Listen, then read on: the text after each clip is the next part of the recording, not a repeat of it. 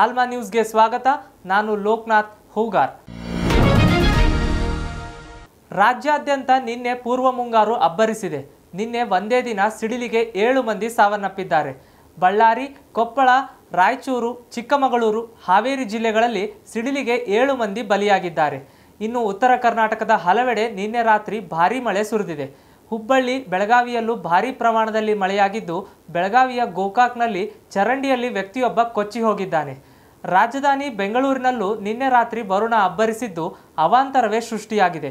ನಗರದ ಹಲವು ಮನೆಗಳಿಗೆ ನೀರು ನುಗ್ಗಿ ನಿವಾಸಿಗಳು ಪರದಾಡುವಂತಾಯಿತು. ಇನ್ನೂ 5 ದಿನಗಳ ಕಾಲ ರಾಜ್ಯವ್ಯಾಪಿ ಮಳೆಯಾಗಲಿದ್ದು 17 ಜಿಲ್ಲೆಗಳಿಗೆ ಯೆಲ್ಲೋ ಅಲರ್ಟ್ ಘೋಷಿಸಲಾಗಿದೆ.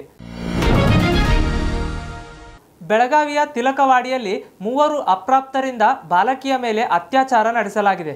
ಈ ಮೊದಲೇ ಅಪ್ರಾಪ್ತರ ಗುಂಪು ಮದ್ಯಪಾನವನ್ನ ಮಾಡಿ ಬಾಲಕಿಯೊಂದಿಗೆ ನಯವಾಗಿ ಮಾತನಾಡಿದ್ದಾರೆ. ನಂತರ ಆಕೆಯನ್ನು ನಿರ್ಜನ ಪ್ರದೇಶಕ್ಕೆ ಕರೆದೊಯ್ದು ಗ್ಯಾಂಗ್ ರೇಪ್ ಮಾಡಲಾಗಿದೆ. ಈ ವಿಷಯ ತಿಳಿಯುತ್ತಿದ್ದಂತೆ ಪೋಷಕರು ತಿಲಕವಾಡಿ ಪೊಲೀಸ್ ಠಾಣೆಯಲ್ಲಿ ದೂರು ದಾಖಲಿಸಿದ್ದಾರೆ. ಕೂಡಲೇ ತನಿಖೆ ಮಾಡಿದ ಪೊಲೀಸರು 2 ಬಾಲಕರನ್ನು ಅರೆಸ್ಟ್ ಮಾಡಿ ಬಾಲಮಂದಿರಕ್ಕೆ ಸೇರಿಸಿದ್ದಾರೆ. ಮೇ 6ರಂದು ಈ ಘಟನೆ ನಡೆದಿದ್ದು ತಡವಾಗಿ ಬೆಳಕಿಗೆ ಬಂದಿದೆ. ಕೇಂದ್ರ ಗೃಹ ಸಚಿವಾಲಯದ ಸೂಚನೆಯಂತೆ ದೇಶಾದ್ಯಂತ ಮಾಕ್ ಡ್ರಿಲ್ ನಡೆಯುತ್ತಿದೆ. ರಾಜ್ಯದಲ್ಲೂ ಪ್ರವಾಸಿ ತಾಣ, ಸ್ಥಾವರಗಳು, ಜನನಿಬಿಡ ಪ್ರದೇಶಗಳಲ್ಲಿ ಅಣಕು ಪ್ರದರ್ಶನ ನಡೆಯುತ್ತಿದೆ. ಮೇ 15ರಂದು ಚಾಮರಾಜನಗರದ ಚಾಮರಾಜೇಶ್ವರ ದೇವಸ್ಥಾನದ ಆವರಣದಲ್ಲಿ ಜಿಲ್ಲಾಡಳಿತ ಮಾಕ್ ಡ್ರಿಲ್ ಆಯೋಜಿಸಿದೆ. ಈ ಕುರಿತು ಸುದ್ದಿಗಾರರೊಂದಿಗೆ ಮಾತನಾಡಿದ ಜಿಲ್ಲಾಧಿಕಾರಿ ಶಿಲ್ಪಾ ನಾಗ್, ವಿವಿಧ ಅಧಿಕಾರಿಗಳ ಜೊತೆ ಸಭೆ ನಡೆಸಿದ್ದೇವೆ.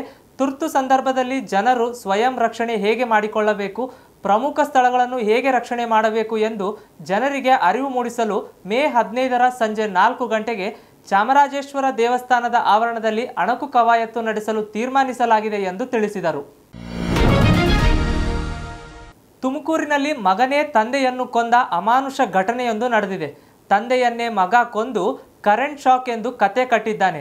ಮೇ 11ರಂದು ಕುಣಿಗಲ್ನ ಅಪೋಲೋ ಐಸ್ ಕ್ರೀಮ್ ಫ್ಯಾಕ್ಟರಿಯಲ್ಲಿ 55 ವರ್ಷದ ನಾಗೇಶ್ ಎಂಬುವವರ ಮೃತದೇಹ ಪತ್ತೆಯಾಗಿದ್ದು, ಕರೆಂಟ್ ಶಾಕ್ನಿಂದ ಸಾವು ಸಂಭವಿಸಿರಬಹುದು ಎಂದು ಅಂತ್ಯಕ್ರಿಯೆ ಮುಗಿಸಲಾಗಿತ್ತು.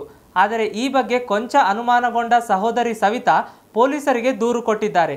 ಈ ಕುರಿತು ತನಿಖೆಯನ್ನು ಪ್ರಾರಂಭಿಸಿದ ಪೊಲೀಸರು ಫ್ಯಾಕ್ಟರಿಯ ಸಿಸಿಟಿವಿಯನ್ನು ಪರಿಶೀಲಿಸಿದ್ದಾರೆ. ಆಗ ಮಗನ ನೀಚ ಕೃತ್ಯ ಬಯಲಾಗಿದ್ದು, ಮಗ ಸೂರ್ಯ ತಂದೆಯ ಕುತ್ತಿಗೆಗೆ ಬಟ್ಟೆಯಿಂದ ಬಿಗಿದು ಕೊಲೆಗೈದಿರುವುದಾಗಿ ತಿಳಿದು ಬಂದಿದೆ. ತಕ್ಷಣವೇ ಪೊಲೀಸರು ಮಗನನ್ನು ಅರೆಸ್ಟ್ ಮಾಡಿದ್ದಾರೆ. ಕುಕ್ಕೆ ಸುಬ್ರಹ್ಮಣ್ಯ ಅಧ್ಯಕ್ಷ ಸ್ಥಾನದ ಜಟಾಪಟಿ ನಡೆಯುತ್ತಿದೆ. ದಕ್ಷಿಣ ಕನ್ನಡ ಜಿಲ್ಲೆ ಕಡಬ ತಾಲೂಕಿನ ಶ್ರೀ ಕ್ಷೇತ್ರ ಕುಕ್ಕೆ ಸುಬ್ರಹ್ಮಣ್ಯ ದೇವಸ್ಥಾನದ ವ್ಯವಸ್ಥಾಪನಾ ಆಡಳಿತ ಮಂಡಳಿ ಅಧ್ಯಕ್ಷನಾಗಿ ಮಾಜಿ ರೌಡಿ ಶೀಟರ್ ಹರೀಶ್ ಇಂಜಾಡಿ ಆಯ್ಕೆಯಾಗಿದ್ದಾರೆ. ಅಧ್ಯಕ್ಷ ಸ್ಥಾನಕ್ಕೆ ದಕ್ಷಿಣ ಕನ್ನಡ ಜಿಲ್ಲಾ ಉಸ್ತುವಾರಿ ಸಚಿವ ದಿನೇಶ್ ಗುಂಡೂರಾವ್, ಎಂಎಲ್ಸಿ ಮಂಜುನಾಥ್ ಭಂಡಾರಿ, ಕಾಂಗ್ರೆಸ್ ಮುಖಂಡ, ಗ್ರಾಮ ಪಂಚಾಯಿತಿ ಸದಸ್ಯ ಹರೀಶ್ ಹಿಂಜಾರಿ ಹೆಸರನ್ನು ಶಿಫಾರಸು ಮಾಡಲಾಗಿದೆ. ಹರೀಶ್ ಇಂಜಾಡಿ ಮೇಲೆ ಅನೇಕ ಆರೋಪಗಳು, ವಂಚನೆ ಪ್ರಕರಣಗಳು ಕೇಳಿಬಂದಿದ್ದು, ಇವರನ್ನು ಅಧ್ಯಕ್ಷ ಸ್ಥಾನಕ್ಕೆ ಆಯ್ಕೆ ಮಾಡಿದ್ದಕ್ಕೆ ಗ್ರಾಮಸ್ಥರು ತೀವ್ರ ವಿರೋಧವನ್ನು ವ್ಯಕ್ತಪಡಿಸಿದ್ದಾರೆ. ಈ ನಡುವೆ ಮಾಜಿ ರೌಡಿ ಶೀಟರ್ಗೆ ಅಧ್ಯಕ್ಷ ಸ್ಥಾನ ನೀಡಿರುವುದಕ್ಕೆ ನಮ್ಮ ವಿರೋಧವಿದೆ ಎಂದು ಬಿಜೆಪಿ ಕಾರ್ಯಕರ್ತರು ಆಕ್ರೋಶವನ್ನು ವ್ಯಕ್ತಪಡಿಸಿದರು. ಇದಿಷ್ಟು ಈ ಹೊತ್ತಿನ ಸುದ್ದಿ. ನಿರಂತರ ಸುದ್ದಿಗಾಗಿ ನೋಡ್ತಾ ಇರಿ ಆಲ್ಮಾ ನ್ಯೂಸ್ 24.